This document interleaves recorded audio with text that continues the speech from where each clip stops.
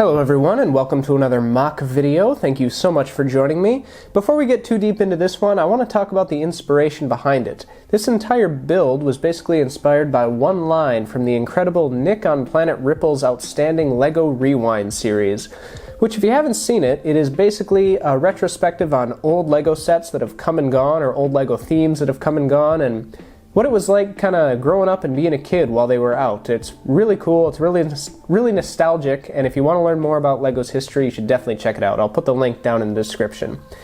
But he did an episode on LEGO Racers, just all the different racing themes that LEGO has done, and he covered briefly LEGO Racers Zalax, which were some of the first LEGO sets I think I remember owning as a kid. And in that video, he said this: Orange, purple, and turquoise. There's a color combination you'll never see again. And as someone who is super nostalgic for that era of LEGO, I thought to myself, you know what? Not if I can help it. So I went ahead and I built this. So here we have the Mech Looper and his hotshot racer pilot, Maxwell Lupin, who's clearly a bit of a narcissist since he named his mech after himself. Like I said, the whole point of this was to do the turquoise, orange, and purple color scheme, and with the original set, the pilot, or the driver, kind of formed all the purple, so I figured the best way to translate that into the mech was to just have this little trans-purple windscreen here, since you won't actually be able to see the pilot when he's in the mech.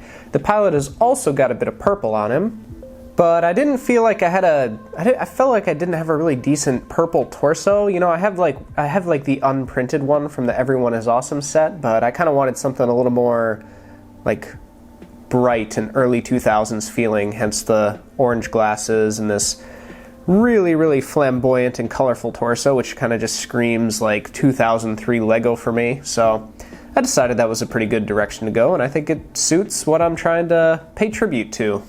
Now, to actually get Max into his mech, this windscreen folds down, and this flips up, and you'll notice it's pretty shallow looking in there, and that's because he doesn't exactly sit in there. He actually lays in a prone position, diva style. Since this is a racing mech, actually fold this down first, and then this folds up.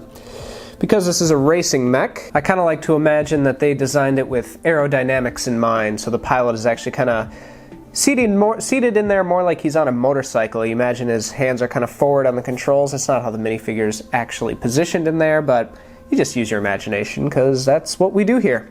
Coming around to the back, you'll notice this little...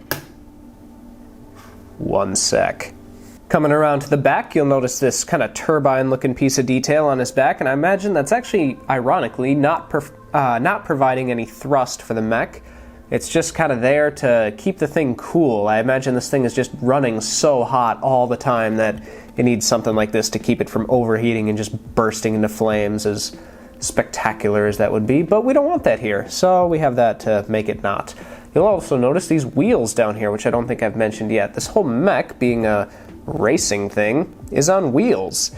So you imagine it kind of rollerblading around at top speed and really going. I like to think that it can lock its wheels into place and be able to just kind of walk normally if it wants to, but it's more fun to imagine the rollerblading thing. Notice he also has these ski pieces on his arms, kind of forming little shields.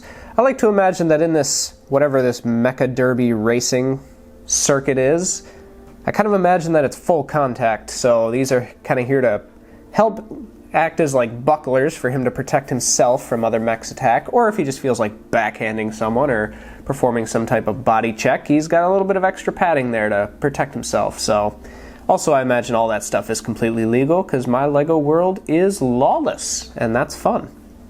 I'm also kind of on the fence on whether or not this mech has an onboard AI, like kind of Titanfall style, whether or not it would be able to function without a pilot.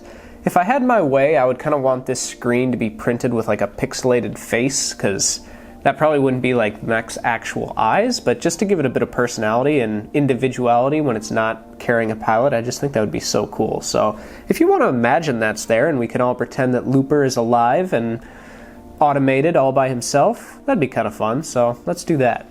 Also, even though I did not design this mech for combat specifically, I did make these little energy blade tonfas, which just clip into each hand like so.